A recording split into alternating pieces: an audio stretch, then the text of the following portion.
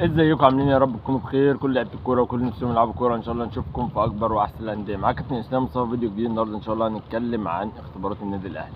طبعا النادي الاهلي اكبر نادي في افريقيا، ناس كتير مستنيه اختباراته. هنتكلم عن كل التفاصيل وهنقول نصايح كتير في الفيديو ده، عشان لو ناوي تروح لازم تسمع النصايح دي. بس قبل ما نبتدي الفيديو، لو انت اول مره تتفرج عليا ولسه مشتركش في القناه دلوقتي حالا اعمل اشتراك للقناه، ولو مشترك بالفعل ما تنساش تدينا لايك كده اللي بيدينا طاقه عشان نصور لكم فيديوهات كتير الفتره الجايه.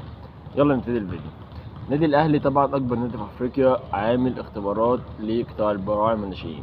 الاختبارات من اول 2010 لحد 2018. بس قبل ما تروح الاختبارات صلي بينا على النبي كده في الكومنتات واسمع مني الكلمتين دول. ناس كتير غير مؤهله بتروح لاختبارات النادي الاهلي، انا مش عارف الفايده منها ايه، لان سلبياتها بتبقى اكتر من ايجابياتها. في ناس بتاخدها كتجربه وتبقى الولد مؤهل نفسيا ان هو كده كده مش هينجح، وده ما عنديش اي مشكله فيه.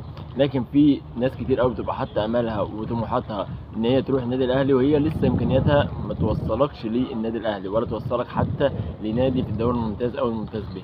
لازم تبقى عارف مساوي ابنك كويس وما تحطمهوش نفسيا وتفضل تعلي طموحه لاعلى درجه وفي الاخر ينزل مفيش خالص. فانت لازم تبقى واعي جدا لموضوع الاختبارات. يعني اختبارات النادي الاهلي بالذات ممكن يجي فيها 200,000 لعيب، ممكن ياخدوا 2 3 من ال 200,000 لعيب. فتخيل انت كم الزحمه وكم الناس اللي هتبقى موجوده وفي الاخر ياخد 2 3. فلازم يبقى من افضل 3 على مستوى 200 او 300,000. فالموضوع صعب جدا، الموضوع مش سهل. لو انت واخد القرار ان انت تروح، حاول تجيب الاستماره قبل ميعاد الاختبارات. اقول لكم دلوقتي على مواعيد الاختبارات. الاختبارات ان شاء الله هتبتدي يوم 14/6. يوم 14/6 كل المواليد على ملاعب الاكاديميه في نادي مدينه نصر. هات الاستماره قبليها لان اليوم بيبقى زحمه جدا، وعشان تبقى بس متفرغ للاختبارات بميعادك بكل حاجه، فانت هات الاستماره في اي يوم تاني وروح على ميعاد الاختبارات بتاعك على طول. نام كويس، كل كويس، خليك مؤهل نفسيا، خد ثقه والعب كويس. بلاش العك كتير بالكوره، العب الصح، العب السهل. دايما في الاختبارات ما تحاولش تبقى شبه الناس اللي بتاخد الكوره تفضل ترقص كتير.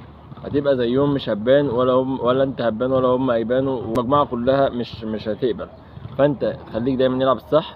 لازم ترقص طبعا مره او اتنين وبعديها تطلع الكرة صح. بلاش مره واتنين والتالتة تتقطع يبقى شكلك وحش. لا، رقصت مره واتنين طلع الكرة صح. لازم ولي الامر يبقى مؤهل الولد نفسيا ان الموضوع ده تجربه فقط. ما تخليش الموضوع يبقى لود على الولد ولود عليك.